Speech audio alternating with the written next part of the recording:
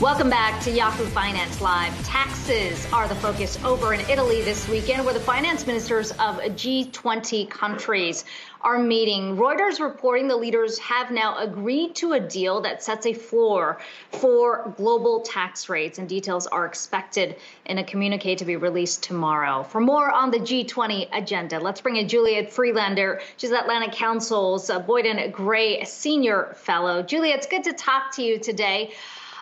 Let's talk about what this means.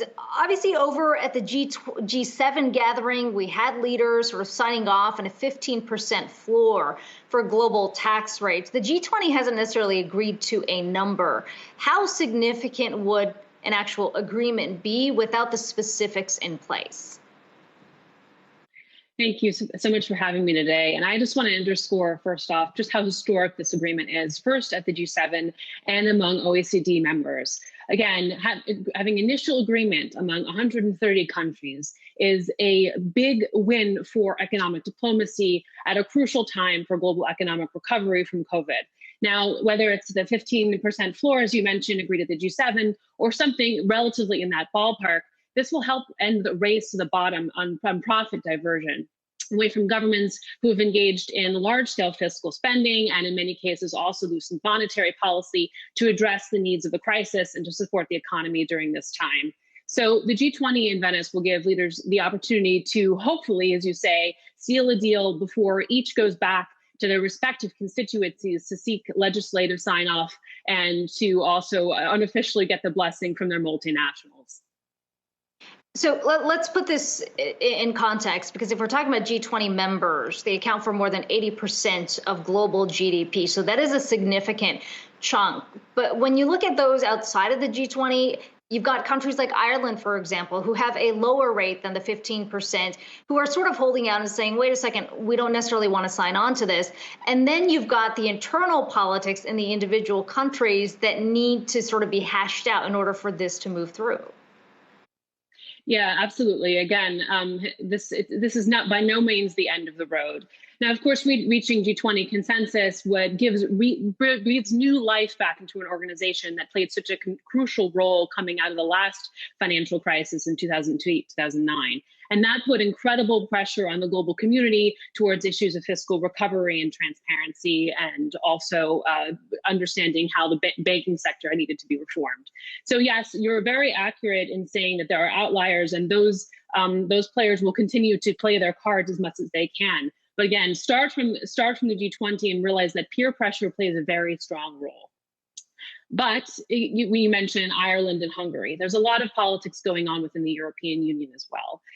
That's why Secretary Yellen is also heading to Brussels after meeting with her immediate counterparts in Venice to speak with the European Commission, understand how that the U.S. government can work with the Europeans to fend off an additional digital services tax, which will be very important and has played a very important role in European economic decision making over the past several months, and also plays into the debate of the 750 billion fiscal package that the European Union was able to cobble together last summer. So it's a bit of a six-sided triangle here, where the United States Congress is likely not to greenlight a deal on a 15% or equivalent minimum unless the European governments provide assurances that they will not institute additional levies on top of the corporate minimum that was agreed upon in the anticipation that will be targeting specifically American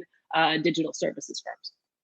Let's talk about the broader G20 agenda, because this comes at a time when we've got the major advanced economies sort of inching closer to their vaccination goals, the recovery, the ball's already rolling on that front. And then you get news like this week where we've heard a lot about the Delta variant leading to restrictions being reimposed in individual countries, which does raise the question about where we are in the global economic recovery. What kind of deliverables do you think we're likely to get out of this specific meeting in terms of trying to combat that and trying to get at least a more unified recovery going beyond the major economies? Yeah, thank you for asking that question. I think we've paid a lot of attention to the fiscal capacities that developed economies have been able to employ in order to keep the economies afloat, labor relatively stable, and also the amount of money that these economies have been able to directly invest in the development and distribution of vaccines. So we're looking at pretty rosy numbers in the United States, and also actually some pretty positive tentative news coming out of the European Union over the past couple of days as well. But the Delta variant does loom. And that is where we have to turn our attentions away from the largest economies and look at what the G20 can actually do for regions such as Africa that are currently being hit extremely hard, in many ways for the first time, by the coronavirus crisis and by the Delta variant, and will experience extreme effects, downstream effects, not only of Western fiscal spending, but also their reduced ability to act themselves. And so what I would hope to see out of the G20 is increased commitment. And again, this is something we've discussed at previous iterations of this meeting, to coordinate potential debt recovery down the line for developing economies in Africa. We've also got the IMF and World Bank coming out with a report ahead of G20, pushing for these cross-border benefits of digital currencies that are issued by central banks. And they've really framed this in the context of improved efficiencies for the payment system, talking about the speed with which transfers can happen, the cost with which they can happen. What's the downside? What's the risk that we should be looking at? Well, I always look positives before negatives. But if you ask about that, I think, the Atlantic Council, we track the spread of central bank digital currencies in an online tracker using a map.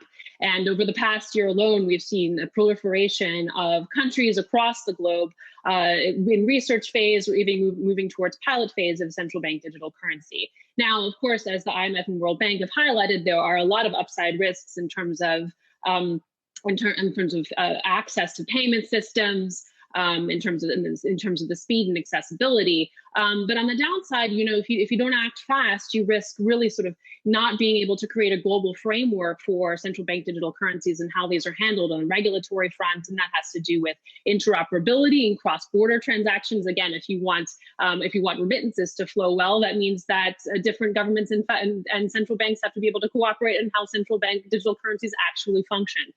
There are also issues of data use and data privacy, and also of the significant risk that they might be abused by illicit financial actors who might use sort of movement within this space where the regulatory framework is not firmed up to move funds without detection. So those are some of the downside risks. And that's why the G20 is extremely important forum for, again, the developed economies and largest ones, many of whom are piloting or are hoping to pilot central bank digital currencies in the coming years to develop joint standards. And so, we really welcome the recognition that this is coming by the Federal Reserve and by the European Central Bank, and also the potential to cooperate with China in the end on this crucial issue, especially as they say they're intending on introducing a CBDC ahead of the Olympics next year.